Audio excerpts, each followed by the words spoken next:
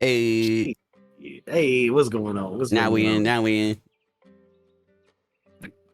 Yeah, I've been having issues with my shit though, bro. I don't know what's going on. Like my Discord will crash. Like my Discord will crash and then I'll get an error popped up that says your driver has failed or something like that. Driver timed out. Yeah. Yep, that unfortunately, there's not much you can really do about that other than making sure your drivers are up to date, Discord's up to it's mostly a Discord thing. Oh, okay. All right. As long as it's Discord and it's not my shit. Yeah, mostly a Discord thing, unfortunately, because Discord's like incorporating more and more features into it, and like hardware acceleration and compression of the video when you're sending the video over, like when you turn your camera on and all this stuff. And when it does a lot of that stuff, it wants a lot of control of your computer. Makes sense. So if something else is using your graphics driver and then Discord comes along and wants to use the same part, it goes, I don't know what to do. Timeout. Yeah. Yeah. Yeah, like I don't remember if it was OBS. If I was using OBS, oh yeah, it was. I was beefing up OBS, bro, and I got the blue screen of death like 4 different times. I was freaking out, like, oh man. But I think I was trying to do too much at one time, and it just fucking overloaded itself. Definitely a possibility. Yo, poker. You know, What? Don't give up. Hey, I yeah. know. Okay. Here's the thing, everybody. I know in a lot of states, and this isn't for everybody. I'm sorry for the people who don't live in rec or medical states, but in a lot of states that have been running for a little while, cannabis is extremely cheap. All right, it is, and I can't deny that. But if you grow it yourself and you grow it well, you're gonna grow expensive cannabis for cheaper than you can even buy the cheapest weed. I don't care how cheap they have it on sale. They can literally have $30 ounces, but unless they're selling it for 50 cents a gram, you're not getting it cheaper than what you can grow it for. A Yeah, lot of a especially growing lot of organic. a lot of organic growers, once you get into the third or fourth year of growing organically, a lot of organic growers are growing for 2 or 3 cents per gram. That's including electrical costs. Damn. That's including electrical costs. And I got a couple of questions on one of our last organic talks on the YouTube over there, Oh, hell asking, do the plants grow any slower? Does it take longer to finish? And there's a big assumption out there that you get anywhere up to 50% less yield yeah. growing organically. I can answer all three of those with one answer. No. Once these things, yeah, at first, so like my plants, they switched over from synthetic to organic about midway through, right? And yeah, at first it was slow, and right after I transplanted them into the earth boxes, it kind of took them a couple days to acclimate to the new soil and find the nutrients and whatnot. But afterwards, bro, these things took off. There was a day that I could close the tent or close the box up, and then I'd open up the grow box the next day, and the thing was like twice the size. Like Mm-hmm. I couldn't trim anything off of it without with It the doubling. in all my past grows. When you cut something off, it takes a couple days for the plant to like recover from that, right? It goes through like a period of stress, right? With these things, when growing in organic, when I cut something off, they were like, I'm out. Yeah, Come on, let's take off. Fume. And next day they were twice the size, or a couple days later they're twice the size. absolutely. So like definitely poker, give it another shot, even if it's a couple of plants. I understand cannabis can be really cheap, but growing is such a rewarding experience especially Oh, once you get it down a little bit and you cut out that middleman, even if the cannabis is so cheap. Like, yeah. and if, for the people who are out there in states that can't um, get quality medicine, they're not in medical or recreational states, it's extremely expensive for some people. My best advice to those people, and even in illegal states, there's things called compassion clubs. Try to search out your local compassion club. It won't be easy to find because they're not supposed to be there. But if you find your local compassion club, they will be able to hook you up with really great medicine at appropriate prices. And you won't get totally swindled from the street market. Yeah. So if I you don't can know, find but a local grower or a local compassion club, they exist in every state. I don't care if it's illegal or not. That's going to be your like, best bet. we got a spot out here, a couple cities over, that's a church, right? A church. And you can go there and they got weed that you can get, and it's part of the religion, right? Mm-hmm. That's how they pass it off. It's part of the religion. It's a religious And sacrament. yeah, and I don't know if that would be like part of a compassion club, or if that would be, just like, part of the religion kind of thing. Well, that depends. There are some compassion clubs using that as cover, and then there's some religious groups that actually use it as a sacrament. So, Yeah, I don't know. I've never been there, but I've heard stories about it. I guess it's a Jamaican spot, or something like that. The Rasta God. I don't know. I haven't looked too much into it, but I've heard about it out here. yo, cultured. Hell yeah, stay tapping in. Like, yeah, once you get growing and you kind of got your method down and you're producing stuff that you're proud of, like I haven't, that would be a lie if I said I haven't purchased any cannabis, but I've spent maybe $100 or $200 in the past 5 years. And God damn, dog. that's just me like trying random shit. But when do you ever like look for new cultivars that way, or you just have like your, a set amount of cultivars that you have, like your own particular taste kind of thing? Well, like when I'm purchasing, Yeah. no, usually I'm just purchasing something because it's something new and everybody's talking it up and all Yeah. that kind of shit. Gotta see the hype. Yeah. Other than Yeah, that, yeah. I'm growing. Like, and even if I want a different flavor than what I'm growing, that's what's great about like entering into a community, is that I can be like, hey, yo, Trey, I got 2 ounces of this. You want to trade? And boom, Allegedly. now I got a different flavor. You know what I mean? If you Yeah. got grower buddies, you got people in the industry, you can trade. And it's an even trade. You don't miss any monies. The other person don't miss any monies. Yep. Yep. Like I And was saying, yeah, this fucking frosted cobbler, I realized that usually I grow different strains because I like different flavors, right? I want a variety of shit. But I got so much frosted cobbler now, I'm not even I don't even want it. Like, I know I'm gonna get so tired of it. So I'm gonna take a pound of it and I'm gonna fucking trade it with a homie. Allegedly. Allegedly.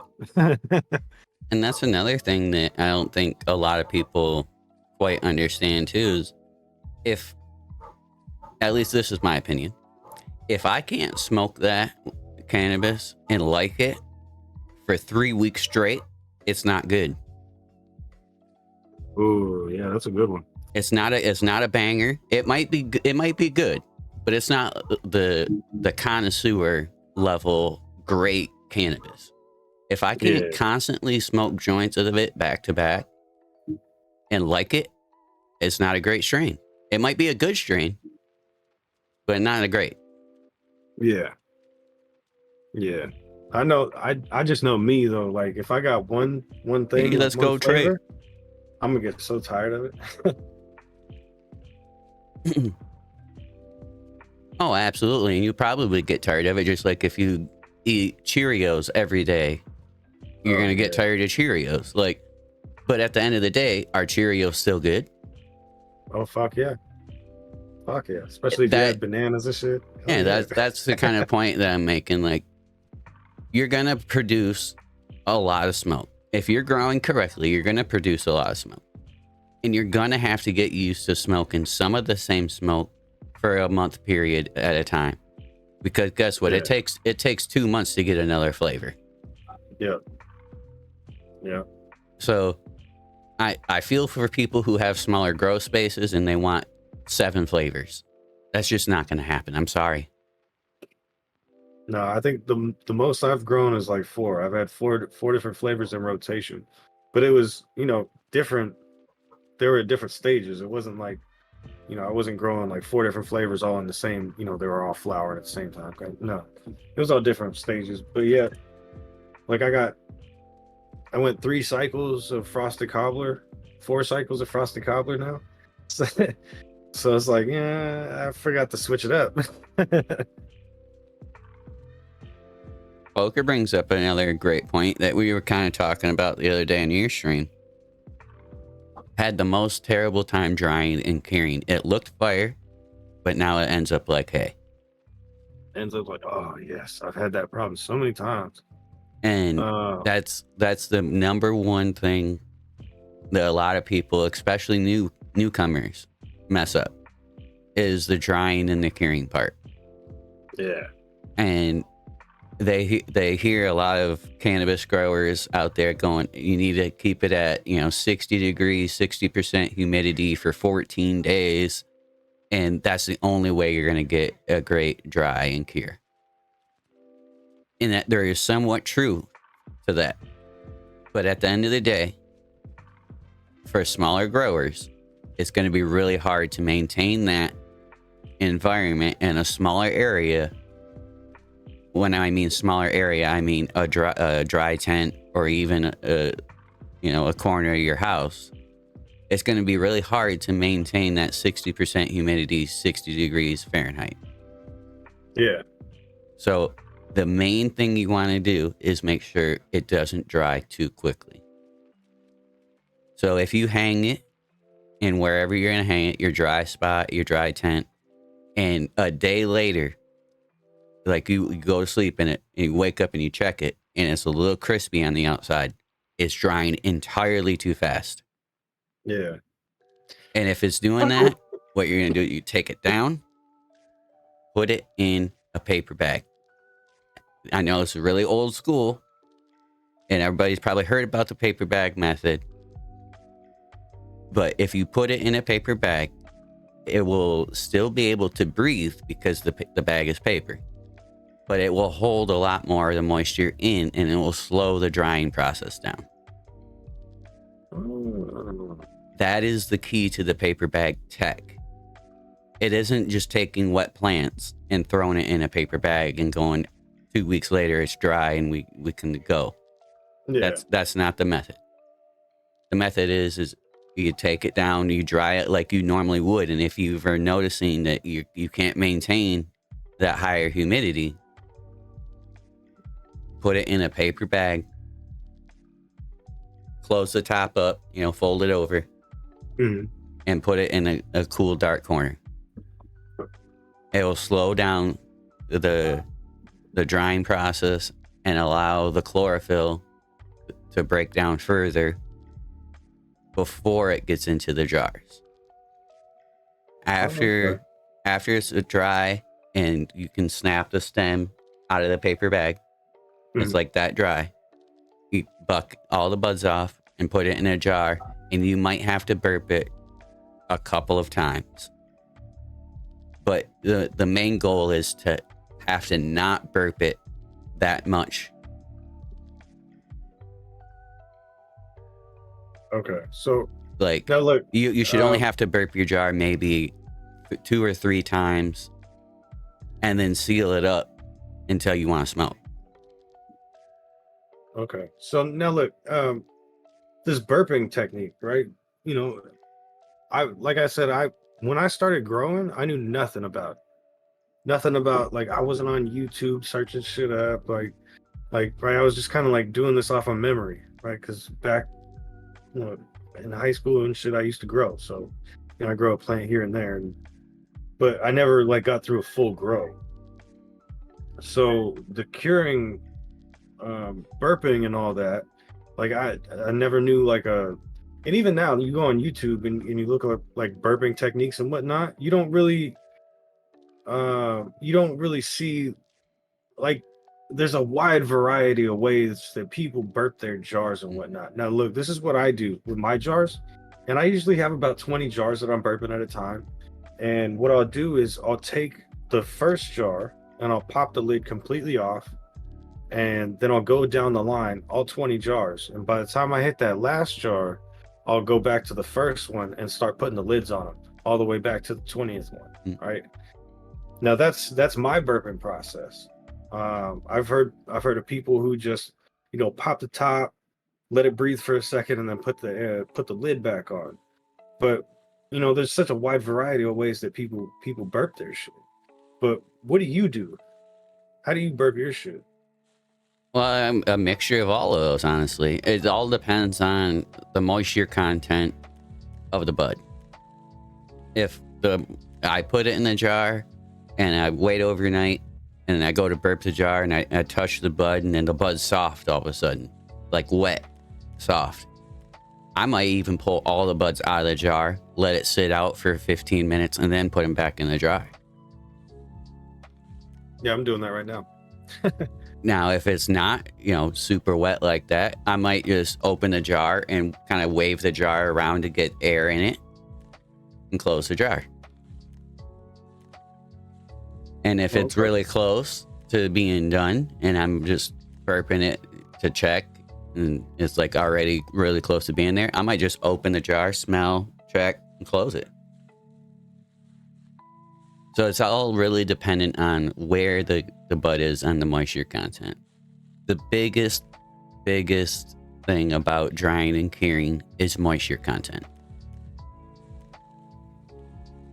Yep. And the reason we go for 60% moisture content, even when it's fully dried and cured, your bud should still have 60% moisture in it. If it does not, it won't last as long. And if it has too much, it might mold. And that's why we go for the 60%. And 60% happens to also press better when you're pressing flour. And it also rolls into joints and blunts better. Yep. Have you ever had that weed that's been over dried? You go to roll it up and it doesn't want to stick together. It's just rolling, popping at each end of the blunt or the joint or whatever, Mm-hmm. That's that kind of weed that just makes you want to go. And that's the kind of weed you like always get Scooby snacks in your mouth when you're smoking. Like, yes. You can have a filter in there, even you're still gonna get a tiny Scooby snack, and you're like, "What the fuck?" Yeah. Yo, Chidleo. Hey. So I had this issue, right? I think I might have figured this out, but I got this plant, right? It was one of the frosted cobblers, and towards the end of flower, all its chlorophyll the plant went from like a dark green to like a light green, like a super light green, almost yellow, right? All the chlorophyll kind of like drained from it, and I didn't know what the hell it was from, but now that it's like curing, the smell that comes off of it is like sour, right? It doesn't smell like the frosted cobbler at all, and what I'm saying, it doesn't look like the other frosted cobbler. It's still sticky. It's really sticky, but the smell is super sour, like almost like a lemon sour cake kind of thing. I don't know, but it's not the terps. I've had this issue before, and I never knew what it was. But this plant in particular had a mutation on it. Uh, it had the fasciation mutation where the bud's laying sideways, right? And the stalk is it's not a round stalk, it's a flat stalk kind of thing. So I'm chalking it up to the mutation, but I don't, because unfortunately I don't remember if it happened to the last plant, if the last plant had a mutation on it or not. But I'm gonna have to keep an eye on it. But it doesn't smell like it. It smells super sour. You know, it was grown in the same organic mix, you know, same way that all the other plants were. And I don't know, man. This one came out funky. Well, is it like kind of like sour milk? Sour? Kinda, yeah. Not like, well, I don't know. Like, you know, I'm horrible at explaining shit, but but it's like a sour plant. You ever smell like a sour plant, like outside, like a sour weed? It kind of like lightweight smells like that. Like it Well, doesn't smell. It's it not a could dank smell. technically be the plant, like the terpenes still, Oh, but it it's a also horrible could smell. be uh, a slight amount of bud rot. Oh, Now it's going to be really hard. Sometimes it's really hard to see the initial start of bud rot because it'll just okay. be a tiny little gray area, maybe brown. More often it's gray on your bud, and it's not like you're going to see it everywhere, like, you know, webs from spider mites or something. It's not that evident. You kind of really have to look, and it's only going to be in a couple spots. And once it works its way into the bud from the outside, you're not going to see it anymore until you dry it, start breaking it up to smoke it. You're going to notice some funny smell. You might even notice some white fuzziness inside the bud, like when you break it inside the bud. And if that's the case, you got a little bit of bud rot. Just fucking chuck the whole thing. I don't think it's bud rot. I've had bud rot before, and this isn't bud rot. Like the buds they're still like structurally there, and you know what I'm saying. There's no signs of any like decay or anything like that. But yeah, I don't know. Here, look, I don't know.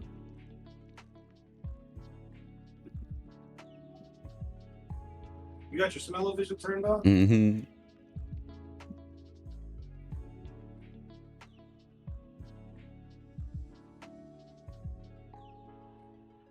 Hell yeah, Eddie brings up a good point. If you do have like an AC Infinity controller that can tell the humidity, you can have that hooked up to your dry tent, and it will turn on and off the fan depending on what the humidity is in that tent, that dry tent, and you'll be a lot better off than just a fan on constant low.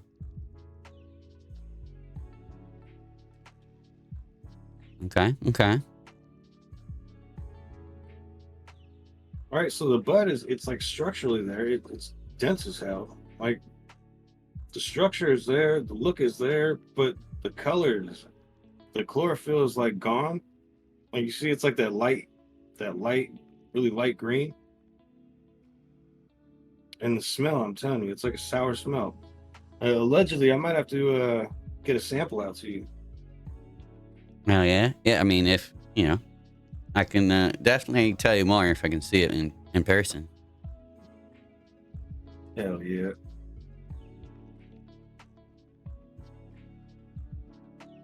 And like, that's the thing. A lot of people don't quite realize too is, yeah, you'd be able to see the mold. Yeah. Terpenes and flavonoids come in every flavor and smell. Every flavor and smell. Yeah. You ever had a black licorice? There's black licorice. There's, you know, anise flavor. There's fucking cardamom flavor. Any flavor that has ever came from a plant on this earth can come out of cannabis. Any flavor. Now it's rare when you find them but it's possible for any flavor to come out. Those real exotic strains.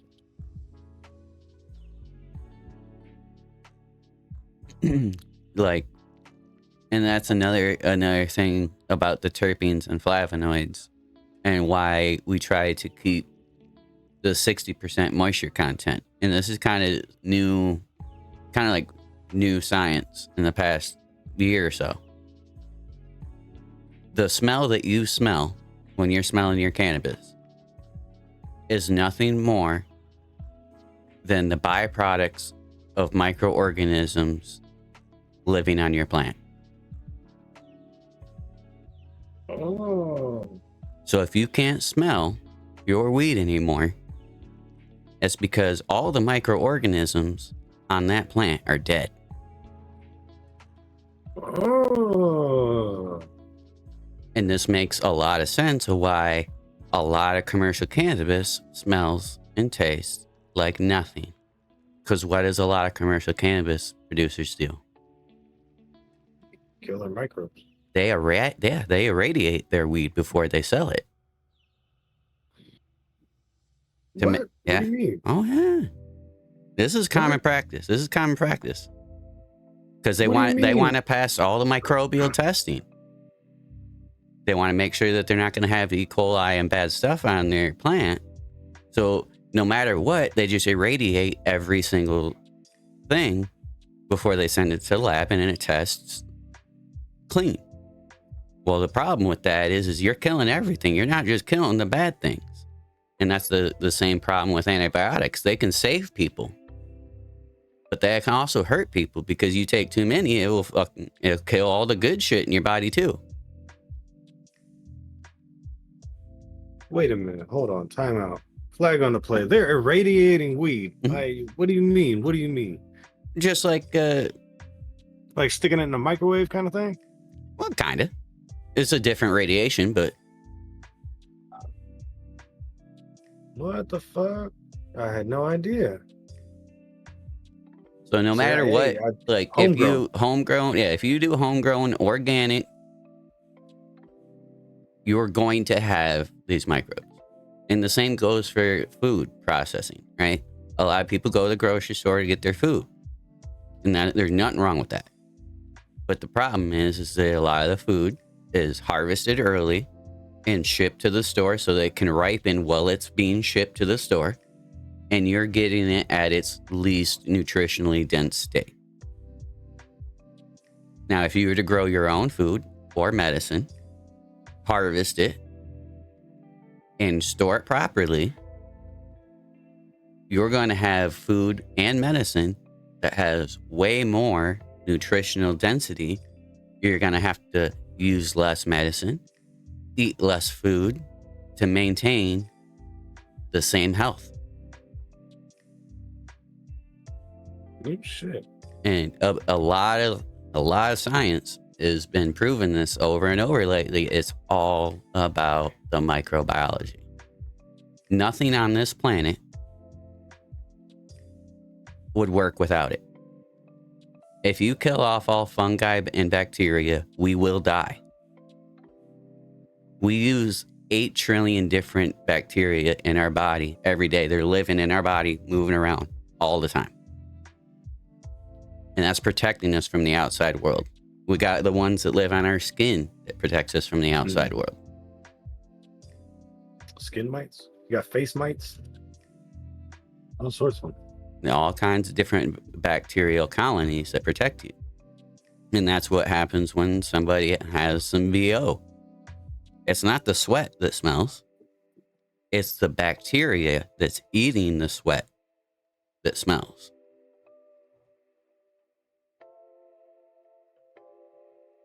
Having nutritionally dense soil is key. And that's why I really love talking and teaching about the organic ways of growing our favorite plant, cannabis, because it leads people down that road of, well, maybe I'll just throw some food seeds in here and grow some food. And then they start realizing, I'm being so much healthier when I'm eating my own food and I'm using my own medicine. and I know exactly what's going into these soils. And it's much like, eating healthy. Not everybody eats healthy. It's hard. There's McDonald's and Burger King. There's all this shit just tempting you all around the corners everywhere. So convenient. And it's convenient. But we all know if we don't eat as much Burger King and McDonald's and we eat a little more healthy, that's better for us. Yeah. Hell yeah. And that's because we're feeding the microbes in our stomach, and which in turn is feeding us. Everything is about the microbiology. The soil, you're feeding the microbiology. Yourself, you're feeding the microbiology. If you're sick, it's most likely because your microbiology is off. Oh, shit. That's because you got a virus. What is a virus? That's part of the microbiology. You have a bacteria that causes a cold. That's another microbiology. Everything, nearly everything boils down to microbiology and how they interact with each other and the host organism, whether that be a plant or a human. Good shit. Yeah, keeping microorganisms fucking up to speed, y'all. Shit, my bad. Fucking dog is going ham right now for some reason. Discord's doing well blocking it. Shit. Shit. I don't know what the fuck she's doing. All right. Whatever, she's tripping. They are stay tapping in. They're mycorrhizal fungi and bacteria that are found in soil. They're grown and resold to you. Oh, speaking of soil, yo, hey, so dead ass, yo, you was right as fuck. All right, look. So I remember I told you I made another worm box, right? Mm-hmm. Well, the soil that I had the worm that I put inside the new worm box was the soil from that I had excavated to put to transplant the plants into the earth boxes, right? So I took that soil out and I put it in, in another bucket, and then eventually I took that and I used it as the base soil for the worms to, live in, right? But that soil compared to the soil that the worms were in, because I had to scoop, the worms out and then put the soil on top of that. That soil that the worms have already been living in was so rich and so dark, and like the feel of it was Entirely so different. awesome, entirely different. Right. So I layered this worm box with the bottom. I put a little bit of that soil in it, and then I put some, it was a mix of paper. There was some lettuce in there. There's some tomatoes. Um, there was a lot of old cannabis organic matter, like stalks and leaves and shit like that. There's some sawdust in there, So I mixed that with the soil that I added in, and hopefully the worms take it to it. But there's a whole new generation of worms that I dropped in there, and they're little tiny things, and I'm juiced, bro. I'm juiced to watch this thing grow out. Hell yeah. So yeah, I did this transplant, right? And I ended up I did a top feeding of that organic dry mix that I got, that Dr. Earth stuff. And then I threw some more rock phosphate on top, and I kind of like worked that into the soil. And then I layered it with another layer of white Dutch clovers. So hopefully this time the white Dutch clovers will take off. And I think last time the plants got too big and shaded them out. Well, that, and you got to keep in mind, especially when you're starting off a cover crop, you have to keep that top 1 millimeter of soil moist. If it's not moist all the way to the top of your soil, the cover crop's not going to take off. Because the cover crop's only planted in that deep of soil. Yeah. And if the like once the cover crop takes off and the roots grow down into the soil a little bit, you're good. Like it's that the moisture is going to remain good right there too, because you have cover crop shading your soil. So you're going to create a little microbiome between the soil and the cover crop that just holds that moisture in there for you. But you have to coax the cover crop along at first to make sure that it pops up, like spray twice a day with a sprayer on the top of the layer of the soil, just to make sure the top of that layer is moist while you're trying to get that cover crop going. Oh no shit. Okay. Yeah. See, I gotta work on my topsoil game. But I'm getting there. I'm getting there. I got the new clovers are starting to come in, and so I think my whole plan was as soon as they start popping up, I'm gonna drop a layer of like I had a bale of hay that I broke down, a little tiny thing that we had for Halloween one year. So I broke that down, and I'm gonna sprinkle that on top to kind of like keep the moisture inside the soil. But I figure once they get going, they'll be all right. It's just yeah, that whole popping out of the soil thing. Hey, But yeah, I Stephanie. always wanted that. I was about to ask you. I always wondered that. Can you use veggies as cover crop? Well, The problem I think would be the nutrients, right?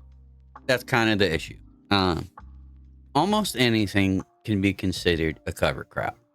And this is where it can get really confusing, because a lot of people they venture into the cover crop scene from the cannabis scene when they're growing either indoors or in beds. And they'll start reading about cover crops and they'll hear that daikon radishes are a cover crop. And a radish is a pretty big vegetable. You grow that in your soil and your pot with alongside your cannabis, you probably won't have a good time. Because what they mean by a daikon radish as a cover crop is that they mean you plant it in a section of field because you can't grow anything else in it yet. And then once you harvest that daikon radish out of that field, it naturally tills that field, because now you're pulling these tubers out of the ground, right? So that naturally tills the ground.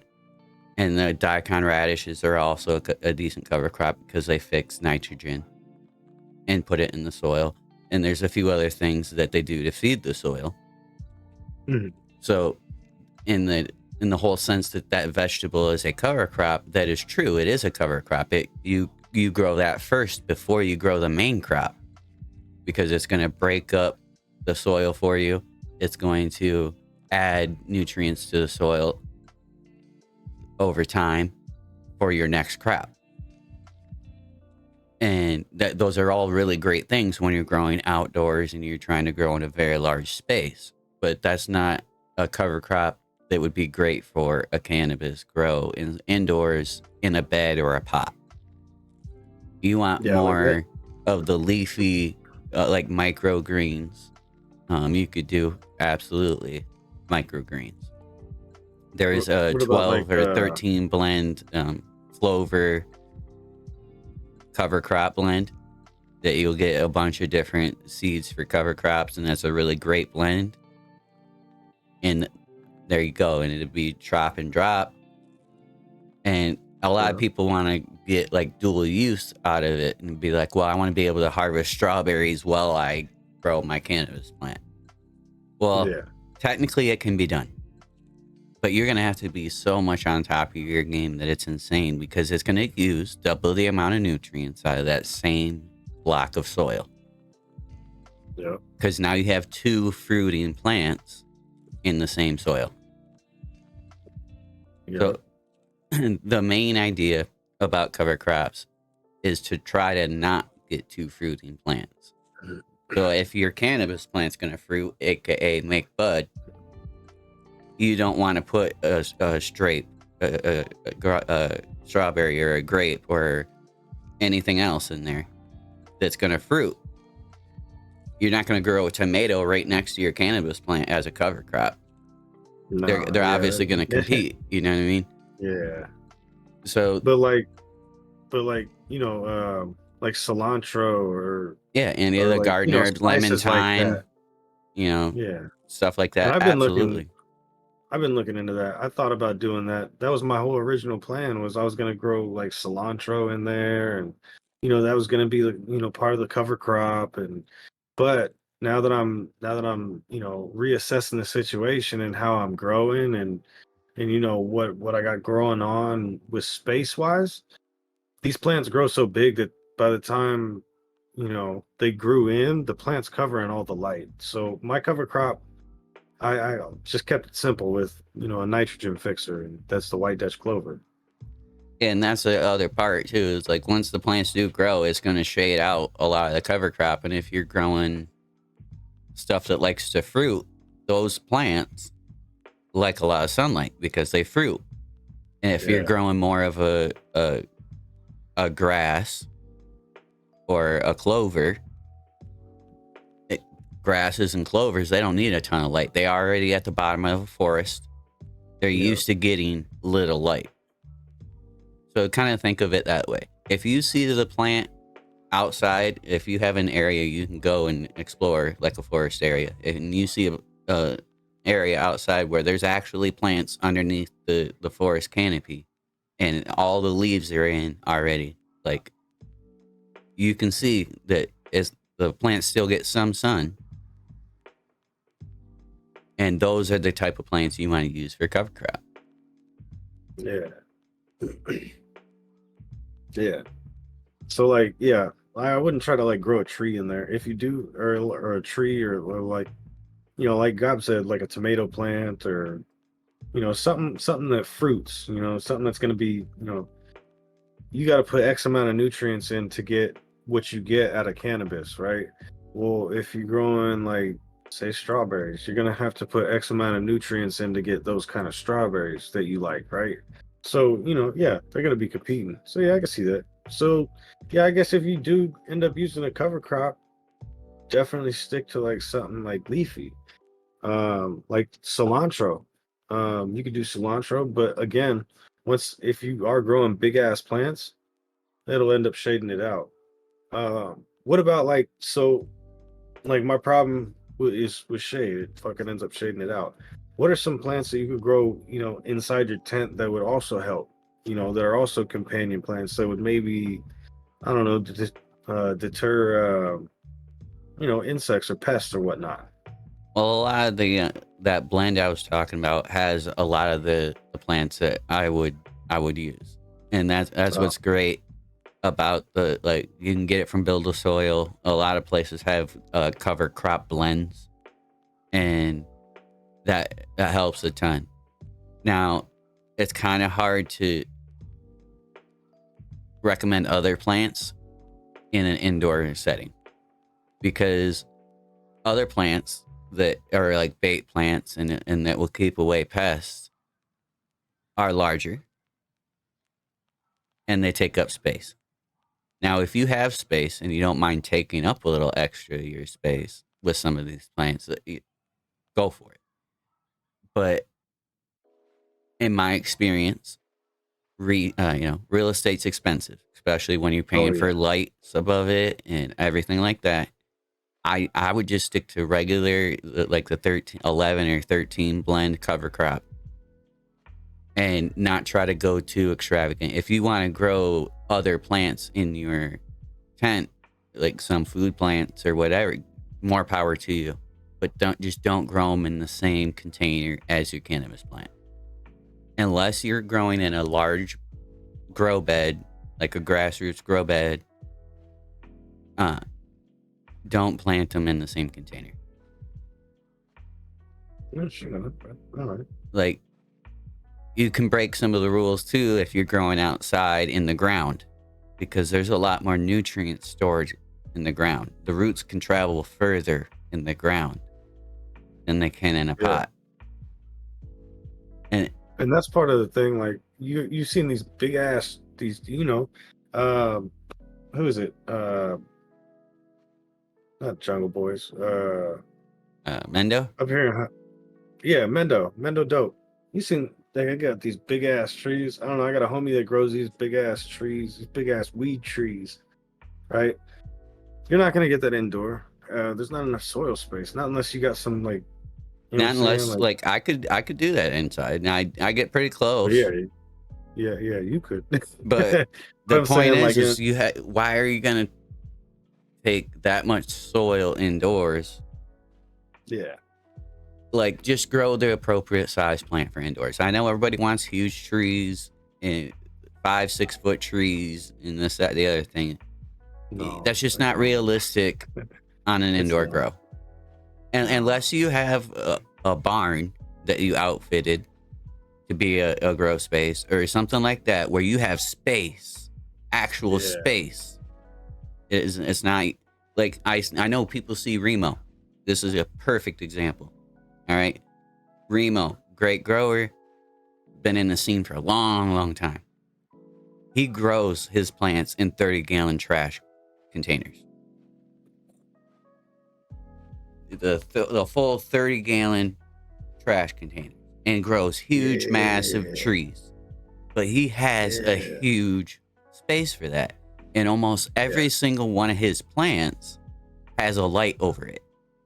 He has one light over one plant in a 30-gallon container in a huge grow space. If you guys got 50 or 60K to build out your grow space, go for it. But If you need an electrician, give me a call. shout out Remo. But yeah, that's more of a, I don't know, hobbyist or commercial. That's definitely not home. Yeah. Yeah. No, definitely not.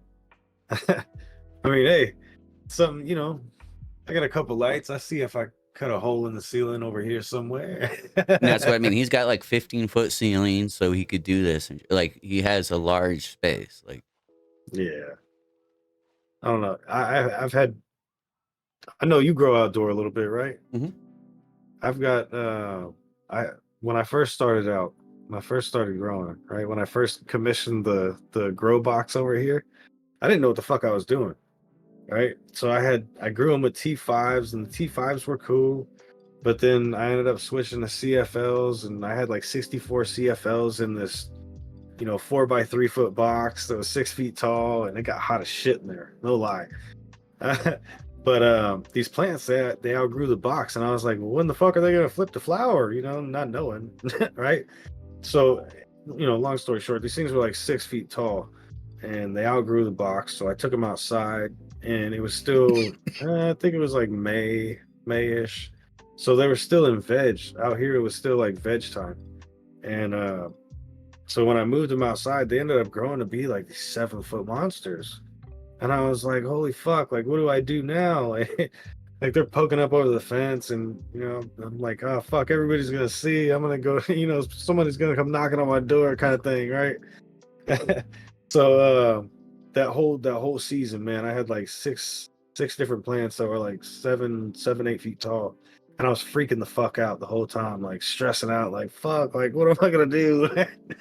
But yeah, the bud that I got off him, it was cool. It was cool. I'm not gonna lie, but it was really caterpillar filled, and they ended up getting to some of the buds, and we lost a lot to bud rot.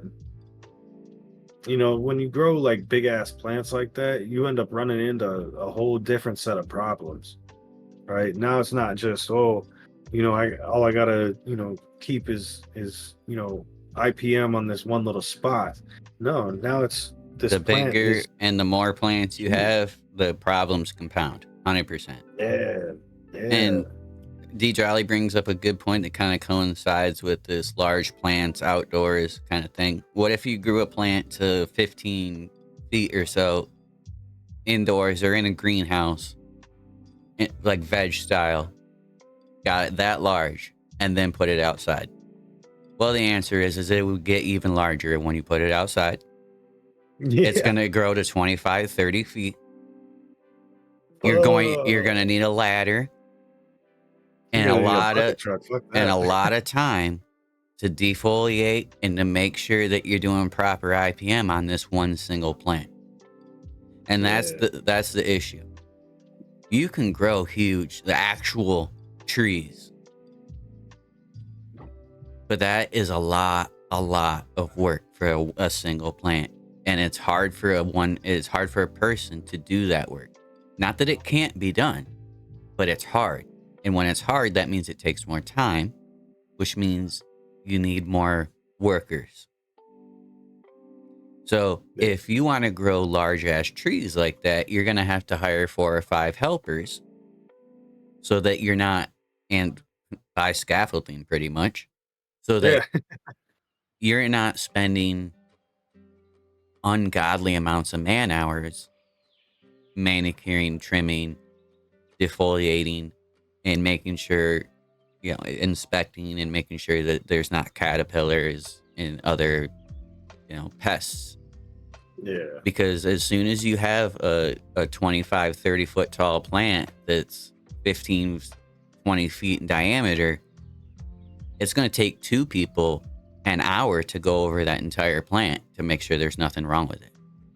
At least, just getting to I don't know about you, but like when my plants get big and I try to get to like the middle and see what's going on down there, it's lightweight, a little bit hard to get in there. I can only imagine like some 30-foot monster, and you got scaffolding and ladders all set up, and you're trying to throw a plank from one side of the scaffolding to the other so you can get to the center of it and shit. Like, and that's a lot of fucking work. Irving's doing it right. You do light dep, you grow smaller plants, and you get more harvest per year, and it's less work.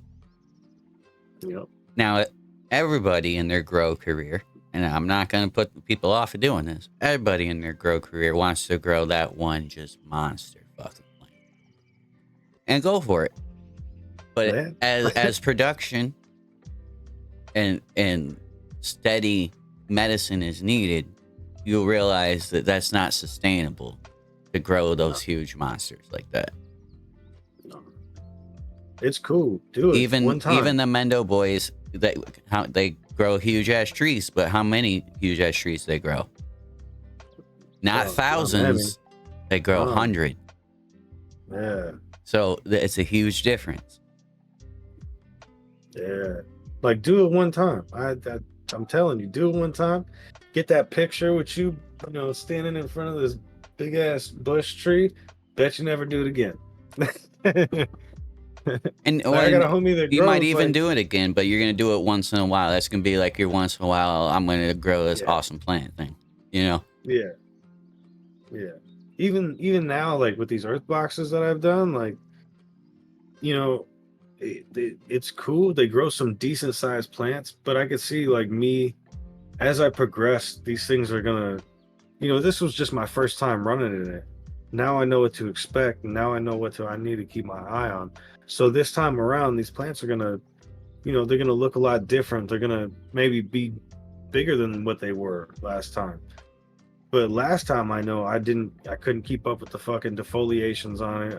I lacked out on that. So, the plant, as I defoliate this time, the plant's going to keep growing in size. Remember, I told y'all, organic's not slow. I took those leaves off last time, and instead of recovery, the plant said, nope, I'm growing twice the size overnight.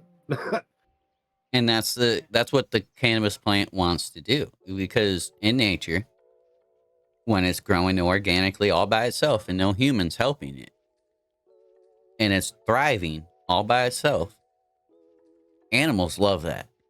And they come by and they want to eat the cannabis plant because it's very healthy for not only us, but for animals as well. So deer, all kinds of animals will come by and try to eat off of it.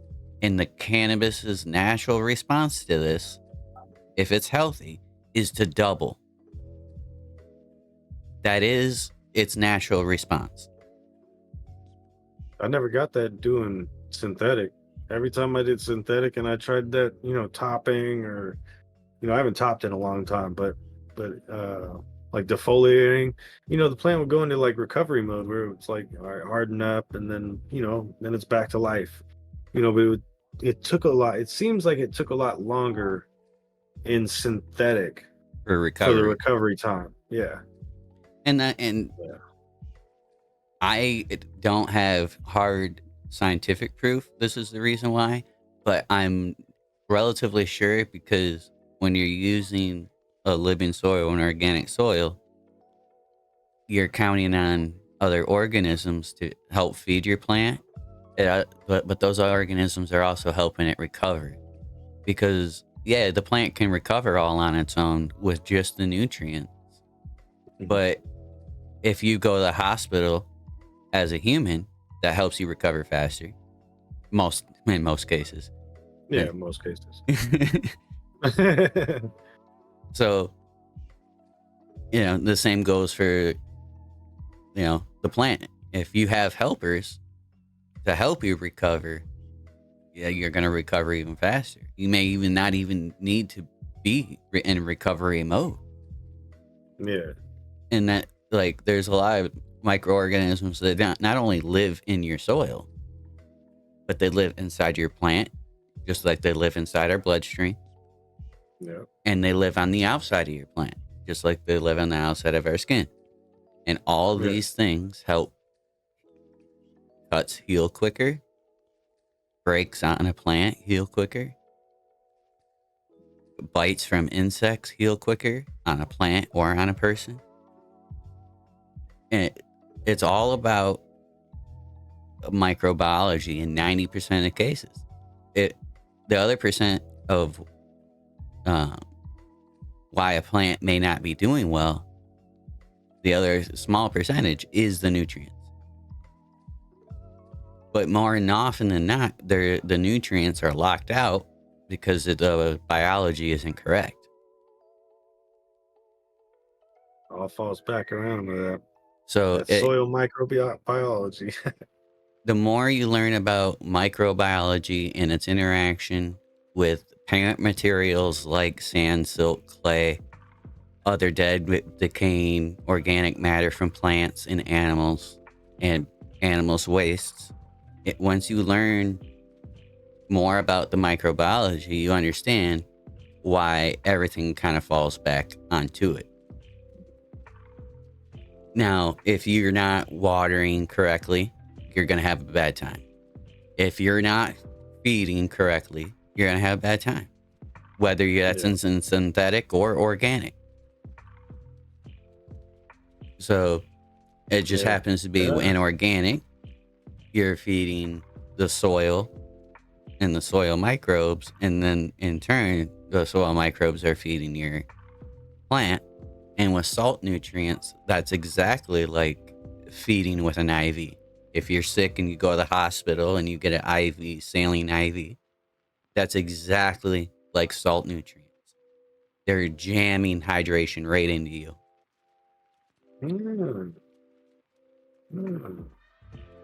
And salt nutrients, you're literally just shoving nutrients right into that plant, pretty much like you're giving plant steroids, because the plant doesn't have a choice to soak up salt nutrients or not. It will soak up the salt nutrients. That's why you can accidentally kill your plant using salt nutrients. Too much, yeah.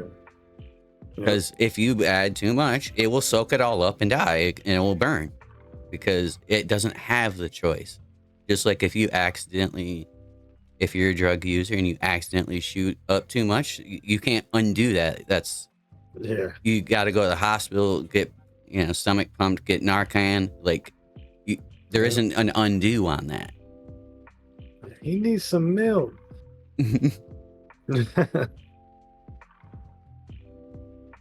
Yeah. I don't know. So can you overfeed with organic? Absolutely. Anything that's a Jadam liquid fertilizer, you can overdo. Anything, you can overdo top dressing. Okay? If you take too much top dress amendment and then put it on the top of your soil and mix it in a little bit, the top of your soil will heat up like a compost pile. And compost piles get pretty hot.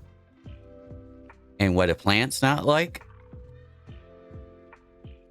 Hot. They don't like hot. Yeah, no. And that's the another kind of misconception that a lot of people get when they start learning about organics is they'll hear about hot soils. Like you were talking about ocean forests a little bit earlier. Yeah. And yeah, there's a lot of nutrients in ocean forests. And Absolutely. And a lot of people will mix ocean forest with happy frog because ocean forest is so nutrient dense. But at the end of the day, that's not technically a hot soil, in my opinion. A hot No. soil is if you stick your hand in it and it's fucking hot. Oh, like hot to the touch, like hot. Yes, hot. Oh. Because a plant can grow into a very nutriently dense soil and not even give two fucks about it. But a plant cannot grow in soil that's 130 degrees. It just can't. Yeah, no. So when people ask me, oh, is it a hot soil? I have to clarify nearly every single time, because no, it is not a hot soil. A hot soil is a soil that you put too much nutrients in and it's actually physically hot. You can put a thermometer in there and it's going to breed hot. Yeah. Now, no, I mean like nutrient rich. a nutriently rich soil like ocean forest, or even build a soil 3.0 that's not the seed starter mix. The only thing that plants don't like about that is if they're super, super young. If they're a clone or a seedling that has just became a part of life, pretty much, they're not going to like that extremely rich soil because they got very little roots to deal with it.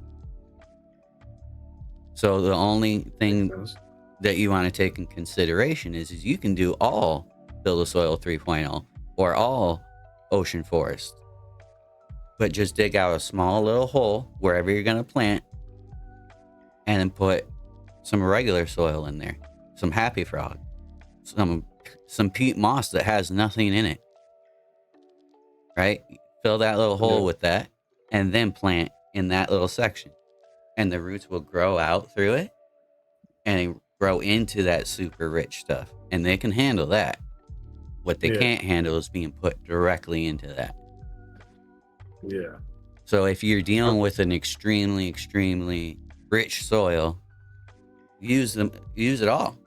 Just when you go to plant your young plants into it, make a little hole and put a little sphagnum peat moss in that hole that pretty much has nothing in it, and then let the plant grow through that and into the super rich stuff.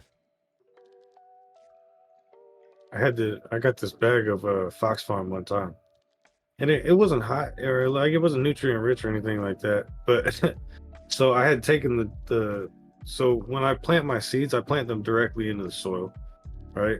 And then I take a glass, I'll take like a glass mason jar, right? Mm-hmm. And I'll stick it right on top and use that as a humidity dome, right? Well, after the seed had popped, I took the jar off and I set it off to the side, just being lazy, right? And I come back a couple days later and there's a mushroom growing in there. And I was like, oh, what is this? Right. So I let it go a couple days. Or, later that day I went and checked on it and the thing was like 5 times the size it was in the morning. And it was all Mushrooms grow starting to fast. open up. And I was like, holy shit, what is this? I got it.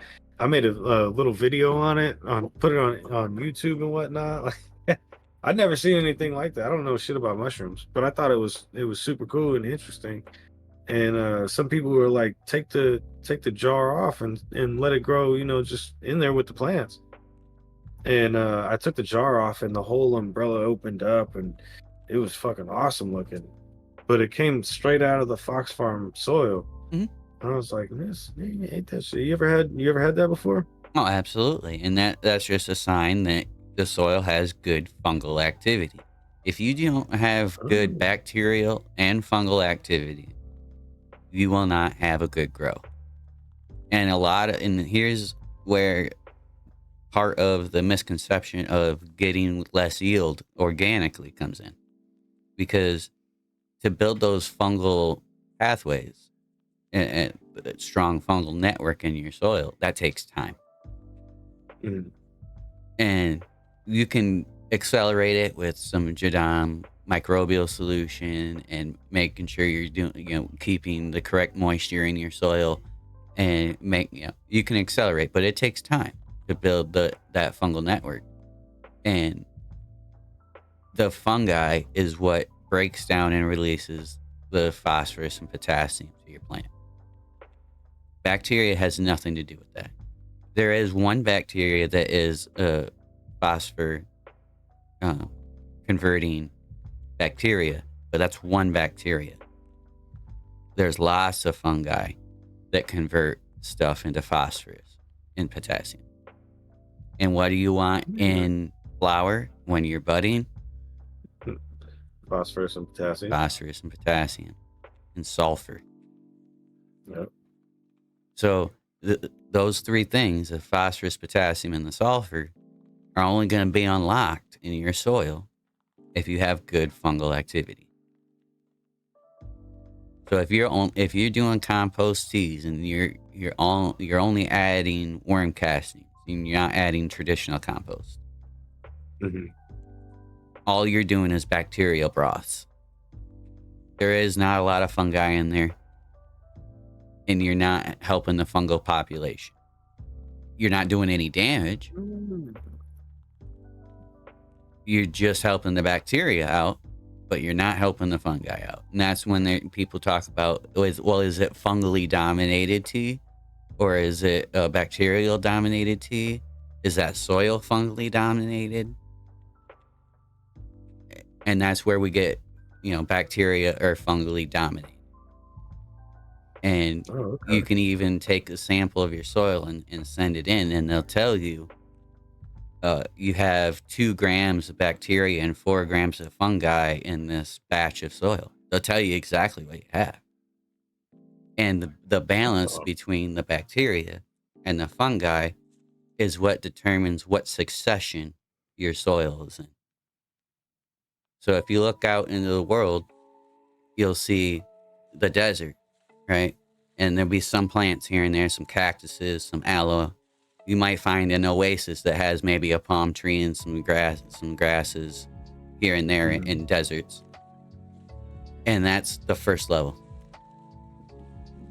The second level is you'll see a lot of sand, but you'll see a bit more plants.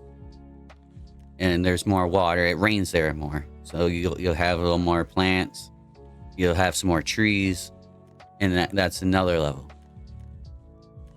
And when people see weeds in their yard, they go, that's bad. We need to take them out. Well, what the weeds are telling you is that the soil that you currently have is not in the correct succession for what you want to grow. You want to grow only grass. Well, only grass doesn't grow in the soil that you have. And the weed is telling you that. Yeah. And if you were to allow nature to take its course, it would take a longer time. But if we help it, we can help it along. But if you allow nature to take its course, the weeds will grow, they'll die, and they'll change the soil composition right there into a better soil so that you grow the things that you actually want to grow. But yet people are out there pulling them all the time. Now, there is some fine line to that. If a weed is interfering with your production plant, you need to pull it. All right. But if you have weeds, let them go. Let them go, die, decompose right there, and grow again, and die and decompose there. And after a few seasons of that, you'll be able to plant grass in there, and the grass will just take over. I hear that? Natural nutrients, yo. Natural. And it's natural. Like, that's why the weed was even there in the first place. We call them weeds, but that's nature's way of fixing things. Yeah. They go, hey, there's lots of imbalance in this soil right here.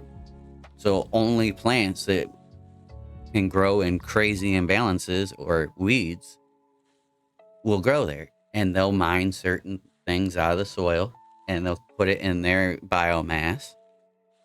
And then it will die and decompose and add a different balance of those nutrients back to the soil. And it's all about the different combinations that makes the different structure and humic acids and really great soil. It's the balance of all the different nutrients. Yeah, I caught this video of this dude. He was like an orchard. He had like an orchard tree or a whole bunch of trees, and he was farming whatever the fuck off of them. I don't know if it was apples or what, but he had he had dandelions everywhere. Mm-hmm. These the flowers that they pop up yellow. Oh yeah, they're really good actually. Yeah, and he was saying that, hey, when you see these things, a lot of people think they're just weeds and pull them out, and no, these things grow in and they're telling you something. I don't remember what the symptom was, but he was like, yeah, they're telling you, this is deficient in your soil, or you need to add this in, or you have too much of this, or something like that. And the weeds are like nature's way of, like, it's nature's like words. That's nature's telling you, like, hey, this is what's fucked up. You need to fix this kind of thing. Exactly. So, okay, all right, that makes sense.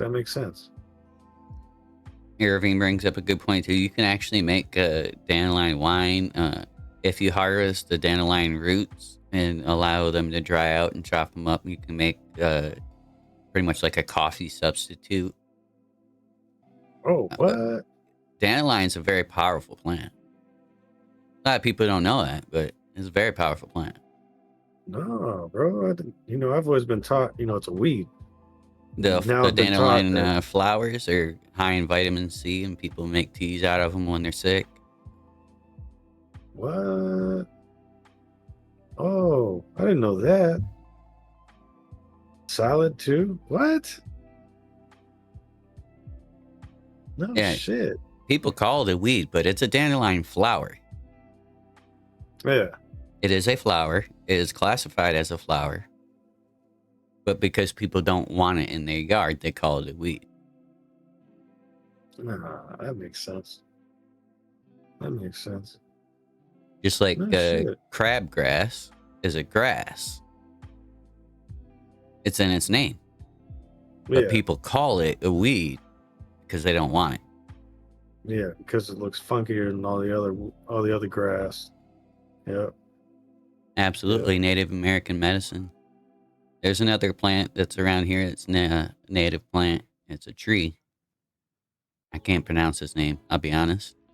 But it makes what looks like buds. That they look like cannabis buds, right? But they're red. And what? Native Americans used to make lemonade out of it. That was their version of lemonade. Wait a minute, hold on. These things that look like buds, they got like little red hairs that come off of them, like long, straight red hairs?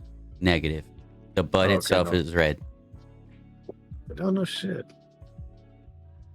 And that's when people start learning about other plants. They go, other plants bud too?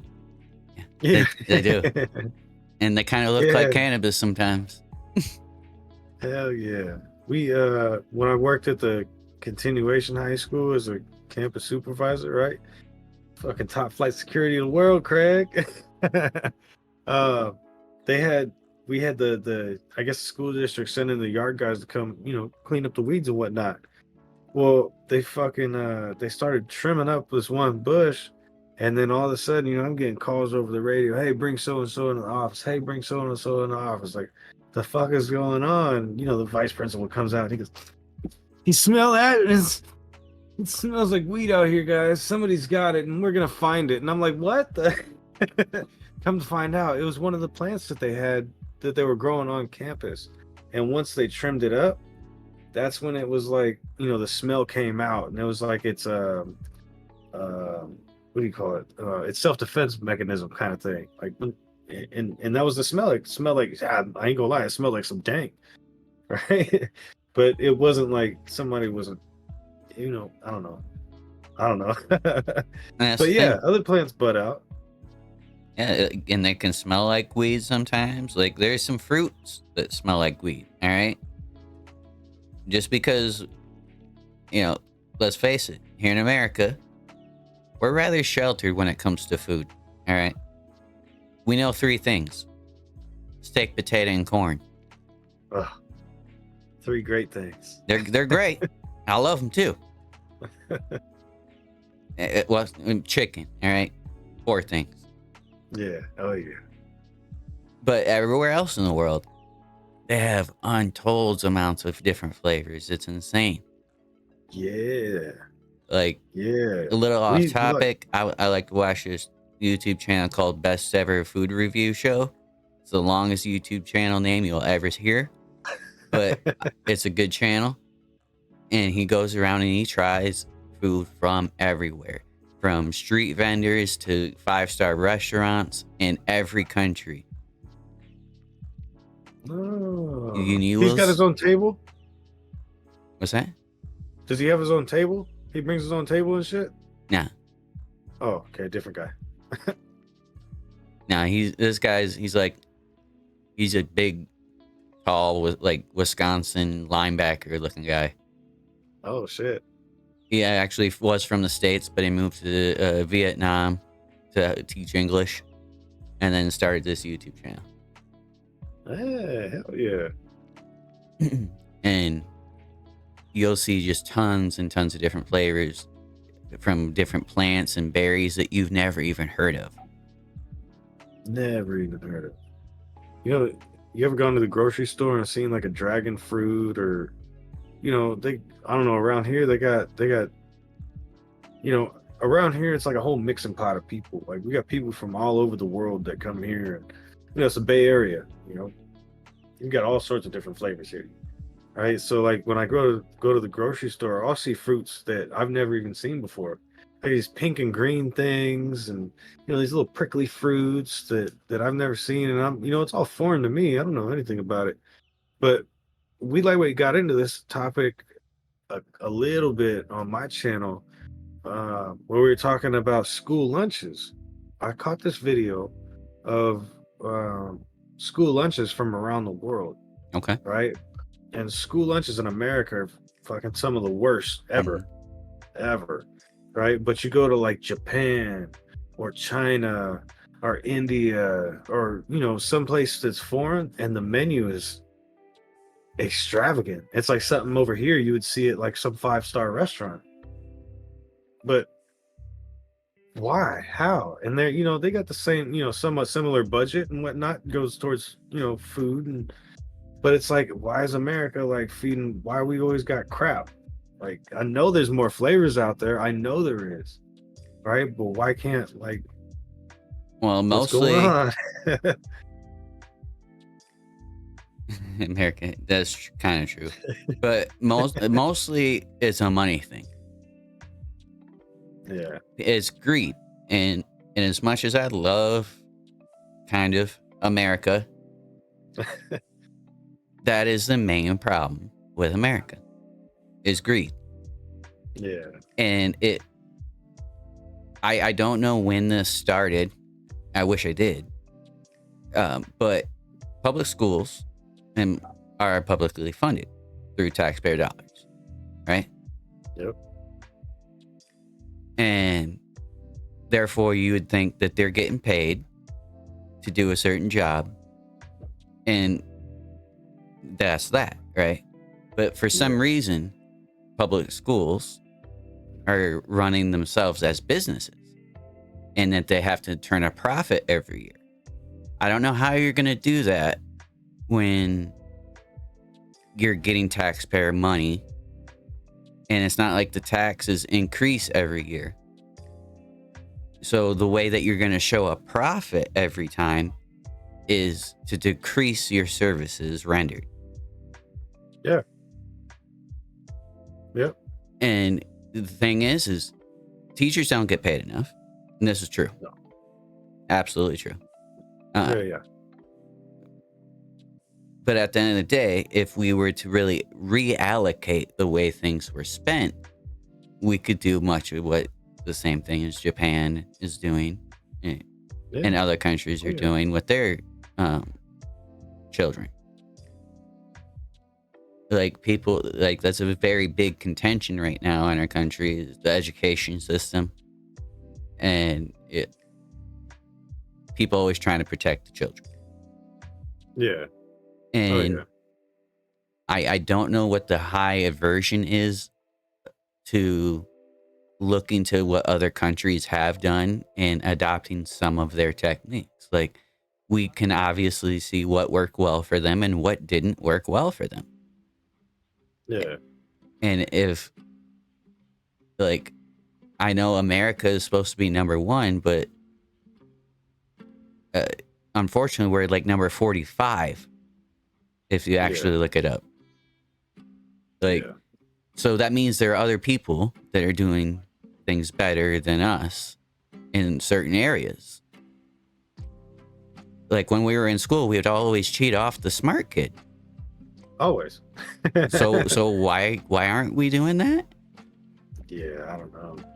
Uh, But I think you're right though. You know, it all comes down to money.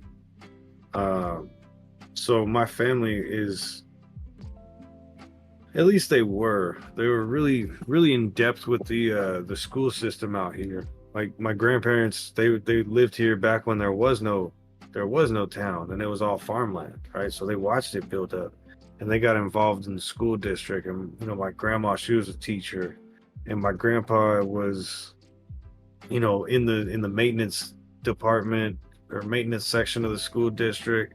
He ended up building out. He was a contractor for the school district. You know, so I got a lot of like work-ins with the school district and whatnot. But you know, when my mom went to school, and I'm pretty sure when your mom went to school, and you know everybody's mom went to school, they used to make lunches. Like you go through the lunch line, and you'd be like, "Hey, what are you guys serving today?" And the lunch lady be like, "Ah, it's some fucking lasagna. Here you go." Like, like it was home, or it wasn't like home cooked, but it was made there. it was made that day. As yeah, as I was going to high school, they had decreased that a lot. There was one school in the school district that was the main supplier of the food, and they cooked all the lunches, and then they had, you know, staff that would drive these lunches to the schools and divvy them out. Well, there's certain things at my high school that were made on campus. The cinnamon rolls, these bomb ass things, the big ass, big old cup of frosting, and oh yeah, bro. But everything else, like, you know, it was all made at some other school and then brought in. Well, after I left, now today, there are no lunch ladies. There's ladies that sit there and collect money and hand out food. Not they didn't make anything, Now you know, everything's like microwaved or like it's pretty much fast food. It's pretty much a fast food restaurant inside of a school, and it's yeah. all pre-made food that you can just either like a $5 piece you can throw in the oven or chicken poppers that you can microwave real quick. At that point, you might as well just take your own lunch to school because it'll be way healthier Yeah. and you'll actually get what you want. Yeah, yeah. Pretty soon they're gonna the lunch ladies are gonna be gone. You know, they're gonna build a McDonald's onto the side of there, like, you know, a little food court where you can get Chinese food. You know, whatever. I'm telling you, man. I don't know. I watched this video and I was like, damn, bro. Like, you know, I'm gonna send my kids to school. You know, my daughter's already in school, and it's like, you know, what the fuck are you eating? It ain't healthy for you. I know that. And that's an unfortunate truth, D Jolly. Like even me, I know about all of these poisonous things in our food supply, and I still eat some of them too. Oh And yeah. at the end of the day, a lot of people aren't going to hear this, but at the end of the day, anything that is boxed or canned is not healthy for you. No. It tastes good though. Tastes good. Tastes good, man. I tell you, Little Debbie, man, my homie Little Debbie. I don't know if y'all know her, but she is a great baker. Yeah. So yeah, I don't know. And then it comes all back around to, you know, whatever you intake. And it's same thing with the plants, right? Mhm. If you feed your plants shit, your plants are gonna produce shit. Right? Exactly. It's just a natural fact. And, you know, you can pump them full of whatever. You can pump them full of, you know, all sorts of shit and get them these big old plants. But at the end of the day, how's your bud gonna taste? Is it natural? How's it feel? Right? I don't know. The organic way has taught me a lot so far, and I haven't, you know, I'm not even a year into it yet. Like, and I've learned so much. And that's another reason why I also dove so deeply down the organic path is because it's not only just growing organic cannabis, it's expanding and growing your knowledge on health in general. Yeah. Now, whether you choose to actually switch the way you eat or the things that you eat, or whether you choose to switch anything with the knowledge that you gain, that's really up to you. Yeah. I still drink soda, even Oh though yeah. I know it's Oh, bad. I am a Coke fiend. I still drink energy drinks, and they're not natural at all. No, rock stars for life though. But you know, armed with the knowledge, you can hopefully do some more of the good things to try to help even out some of the bad things that you're doing. Yeah, for And if sure. like I said, it just expands your knowledge so that you may be able to make different decisions. You don't have to Yeah. make different decisions, but you might. No. Yeah, hell yeah. Yeah, like I don't know. I definitely cut back, since now that I know like what the look, when I was growing up, my mom was like, "Oh, you need to eat organic. We're gonna get healthy. We're gonna eat organic." And at the time I was like, I can give a fuck about organic, bro. Let me get a hamburger kind of thing. Like right. But now that I'm like learning Food. about organics and all that, it's different now. Like I don't know. It's been a minute since I've been to McDonald's, and I don't really fuck with fast food like that anymore. Pizza, I fuck some pizza up, but now I'm like really watching like what What are they what I'm using to eating. make that? Like, and the Yeah, thing is there's some places that are a little bit better. Some fast food places are a little bit better. They use a little higher quality ingredients, and not saying that it's going to be healthy for you, but it's not going to be as unhealthy as the others. So yeah. it's all about harm reduction. The same goes for when people are vaping to get off cigarettes. It's not that this is better or good for you, but it's better than cigarettes, and Hey, so it's you vape? harm reduction. Like, yeah, oh yeah. You vape is nicotine, right? Mhm. So like, there's this thing going around a while back. Tell me if this is true or false. I've never had anybody to ask, but there's this thing going around called popcorn lung, right? And there it was this whole like slogan against The vaping vaping, and yeah. whatnot, where if you vape, you're gonna get popcorn lung and you're gonna get holes in your lung and shit. Is there any truth behind that? As he's fucking.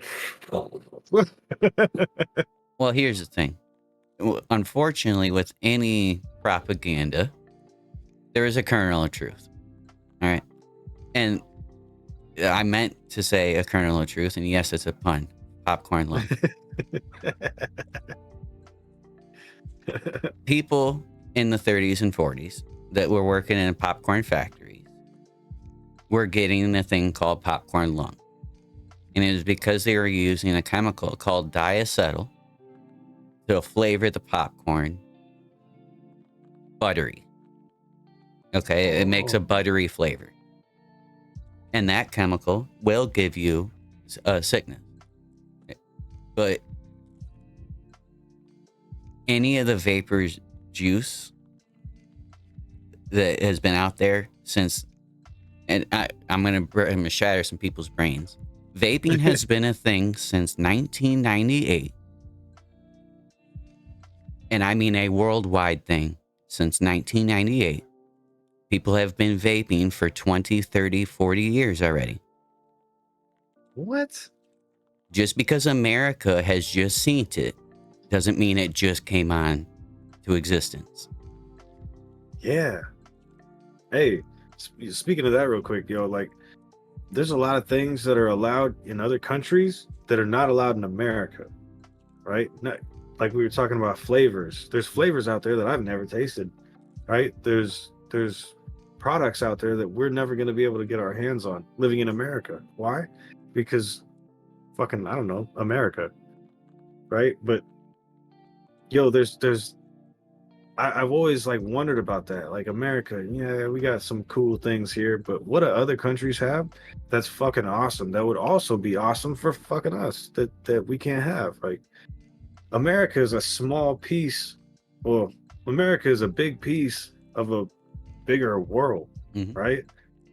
And you know, Same thing with like space. I don't know. I always be thinking about this with space too. Space is fucking infinite, right? Space is huge. We've always been taught this, right? So us being this little tiny thing, us only knowing Earth or the United States, right?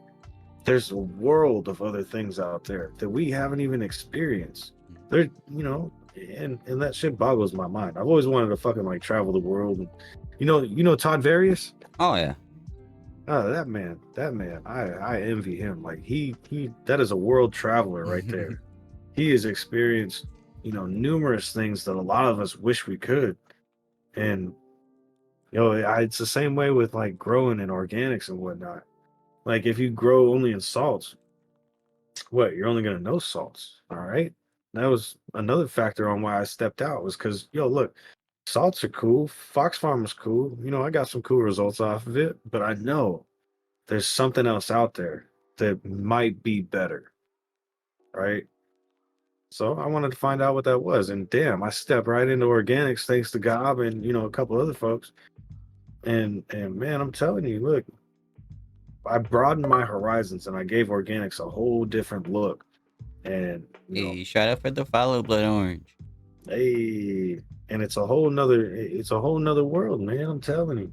Look, I got into fucking uh I got worms now, right? I'm learning about like, the different organisms to have in your soils that help you out.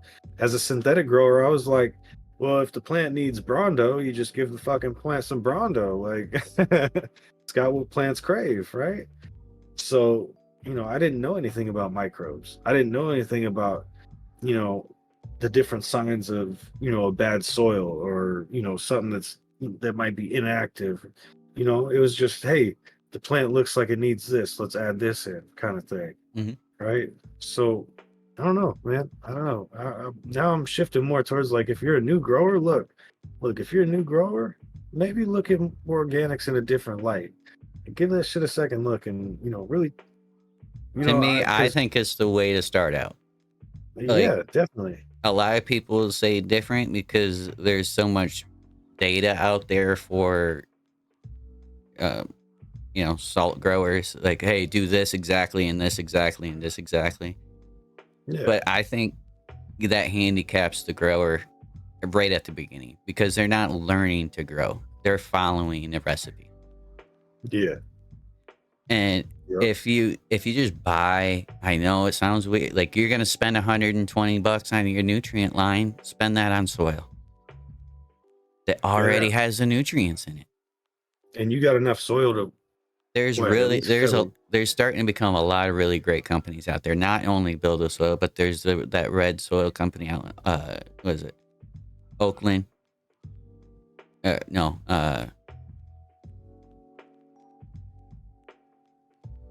No, I think it's Oakland. But Oh, there's one started here in Michigan, and a lot of these places are starting to actually make real living soils that you can just buy. yeah. Oh, yeah. Like, yes, you didn't make it yourself, and this, that, the other thing, and organic snobs are going to be like, "Oh, you should have just done it yourself." I want Yeah. you. I want you to grow. Okay, buy Yeah. that soil, even if it's you got to spend $140 on that soil to get enough soil for your whole grow.